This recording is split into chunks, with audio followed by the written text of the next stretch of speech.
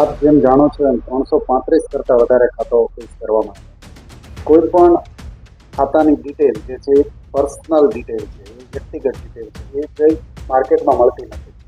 એટલે આ જે ખાતાઓની ડિટેલ જેમણે પણ આ આરોપીઓને આપેલી છે એ કોઈ મોટો ગુનો કરીને આ એકાઉન્ટની ડિટેલો મેળવે એવી પૂરી શક્યતા છે. આમાં હેકિંગની પણ શક્યતા રહેલી છે. આમાંથી ઘણા બધા એકાઉન્ટો જે છે એ ગેરકાયદેસર પ્રવૃત્તિઓમાં સંડોવાયેલા હોવાની પણ શક્યતા છે.